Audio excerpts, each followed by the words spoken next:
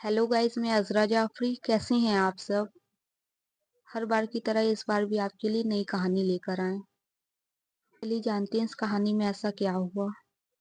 इसी के साथ हमारे चैनल को लाइक, शेयर एंड सब्सक्राइब करना ना भूलिएगा। आइए इस कहानी को शुरू करते हैं। उत्तर प्रदेश एक छोटे से गांव नारायणपुर में एक पुराना सरकारी इंटर कॉलेज था। श्री गणेश उच्चतर माध्यमिक विद्यालय नाम था। ये विद्यालय आज भी चलता था, लेकिन इसके कुछ पुराने हिस्से इतने खंडर हो चुके थे कि वहां कोई भी जाने से डरता था। स्कूल के सबसे पीछे हिस्से में एक टूटा फूटा कमरा था, जिसे सब पुराना रजिस्टर रूम कहते थे। वहां कोई नहीं जाता था। गांव में अफवाह थी कि उस कमरे में चपरासी रमेश का भूत रहता है। एक ऐसा चपरासी जो कभी विद्यालय का वफादार कर्मचारी हुआ करता था, पर एक दिन अचानक से गायब हो गया। साल 1994 की बात है। रमेश नाम का एक चपरासी स्कूल में कई सालों से नौकरी कर रहा था। वो रोज सबसे पहले आता, सबसे आखिरी जाता था। शिक्षक उससे बहुत खुश हुआ करते थे, लेकिन बच्चे उससे डरते थे क्योंकि वो बहुत गुस्सैल और चुपचाप रहने वाला था। उसके बारे में कहा जाता था कि वो किसी साधु के पास जाया करता था, कोई तांत्रिक किताब लाता था और वो रात में स्कूल में रहकर तंत्र मंत्र करता था। एक दिन रमेश अचानक गायब हो गया। पहले तो लोगों ने सोचा कि वो कहीं चला गया होगा, लेकिन जब 2 हफ्ते बीत गए तो उसका कोई भी पता नहीं चला। गांव में अफवाहें फैलने लगीं कि रमेश मर चुका है और उसका भूत स्कूल में घूमता है।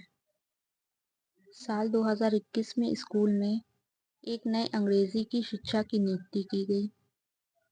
नाम था अनुपम श्रीवास्तव। वो शहरी लड़का था और भूत प्रेत पर विश्वास नहीं करता था।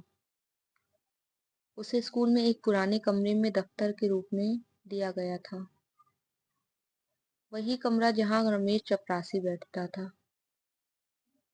शुरुआत में सब ठीक था, लेकिन कुछ ही दिनों में अजीब घटनाएं शुरू हो गईं।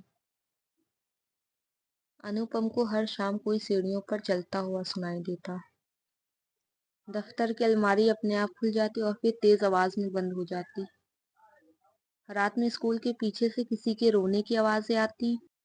एक रात अनुपम ने ठान लिया कि वो देखेगा कि माजरा क्या है। वो स्कूल में ही रुक गया अकेले। रात के करीब 1 बजे अनुपम की नींद खुली एक तेज थपकी से, जैसे किसी ने खिड़की पर जोर से हाथ मारा हो। वो उठा और टॉर्च लेकर बाहर निकला। स्कूल की गलियां सुनसान थीं, लेकिन तभी उसे सामने से एक परछाई आती दिखाई दी। एक आदमी जो पुराना स्टाइल का खाकी कुर्ता और टोपी पहने हुए था। अनुपम ने पूछा, तुम कौन हो? कोई जवाब नहीं दिया उसने। वो आगे बढ़ा तो वो परछाई धीरे धीरे पुराने रजिस्टर रूम की तरफ जाने लगी। अनुपम ने पीछा किया। जैसे ही वो कमरे के पास पहुंचा, दरवाजा अपने आप खुल गया। अंदर बहुत ठंडक थी और दीवारों पर किसी ने लाल रंग से लिखा था, मैं अब भी यहाँ हूँ, काम अधूरा है। अनुपम डर गया और वो तुरंत भाग गया। अगले दिन अनुपम ने स्कूल के पुराने प्रधानाचार्य वर्मा जी से बात की के वर्मा जी ने हिचकिचाते हुए बताया, रमेश एक साधारण चपरासी था। उसे किसी तांत्रिक ने कहा था कि अगर वो स्कूल के बच्चों की आत्मा बलिदान करे तो उसे अमरता मिल सकती है। उस दिन जब वो गायब हुआ, दरअसल उसने एक लड़के को कमरे में बंद कर दिया था, लेकिन लड़का भाग गया और रमेश खुद उसी कमरे में जिंदा जल गया, लेकिन उसकी आत्मा नहीं मरी थी। अनुपम को समझ आ गया कि वो जिस कमरे में सोता था वो वही रमेश की आत्मा कैद है। अनुपम ने ठान लिया, या तो वो भूत को मुक्ति देगा या खुद मरेगा।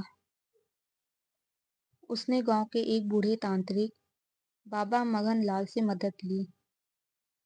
बाबा ने बताया कि रमेश की आत्मा अब भस्म चक्र में फंसी है और उसे तभी मुक्ति मिल सकती है जब उसकी तांत्रिक किताब जला दी जाए। तांत्रिक किताब उसी कमरे में रखी थी। अगली रात अनुपम और बाबा स्कूल गए। कमरे के अंदर जैसे ही उन्होंने किताब जलाई, पूरा कमरा कांपने लगा। हर दीवार से खून बहने लगा। रमेश की आत्मा सामने आई, आंखों से आग और मुंह से धुआं निकलता हुआ। उसने चिल्लाकर कहा, मेरी किताब मेरी शक्ति है। लेकिन जैसे ही किताब जली, रमेश की आत्मा आग में लिपट गई और उसी में समा गई। एक जोरदार चीख से गायब हो गया। उस रात के बाद स्कूल फिर से शांत हो गया। कमरा बंद कर दिया गया और उस पर ताला लगा दिया गया। लेकिन गांव के लोग कहते हैं कि हर 17 अगस्त की रात रमेश चपरासी की चीख फिर से सुनाई देती है और अगर कोई गलती से उस दिन उस कमरे के पास गया तो वो कभी वापस नहीं लौटता।